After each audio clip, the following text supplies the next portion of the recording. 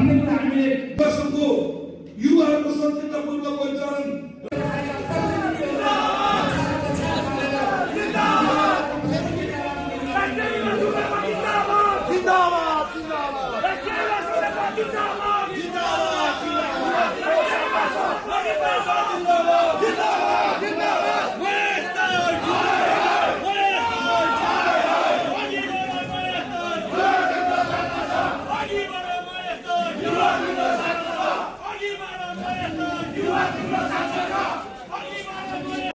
यद्यपि सहयोग पुर्याउन सकेन युवा संघको युवाहरूको सचेततापूर्वक परिचालन र नेपाल प्रहरीको सद्बुद्धिपूर्ण विवेकपूर्ण परिचालन गर्दा त्यो सम्भव हुन सकेन।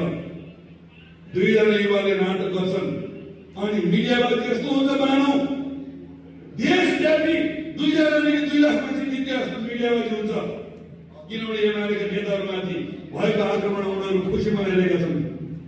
अनि सोसियल मिडियामा केही यी लुसिफरका विदेशी दलालहरूले चलाएका मिडियाहरूले त्यही 2324 गतेको अराजक आन्दोलनका विविध क्लिप्सहरू हाल्छन्। एमालेको रानीको पाटेकरले जसले के बोले आम घर बसेका मान्छेहरूलाई यस्तो आतंकित बनाउँछन् कि त्यहाँ 2 जनाले ढुङ्गा हानेको होइन, त्यहाँ 2-3 लाख मान्छे निस्केर आन्दोलन गरेको जस्तो। युवा संघ नेपाल यस्ता अपराधी र अराजकहरूबाट भागेर ढाड फर्काएर कहिले पनि हिँड्दैन, नेकपा एमाले कहिले पनि हिँड्दैन। हामी सरकारमा विनम्रतापूर्वक अनुरोध गर्छौं, लोकतान्त्रिक पद्धतिमा विश्वास गर्ने पार्टी भएको हुनाले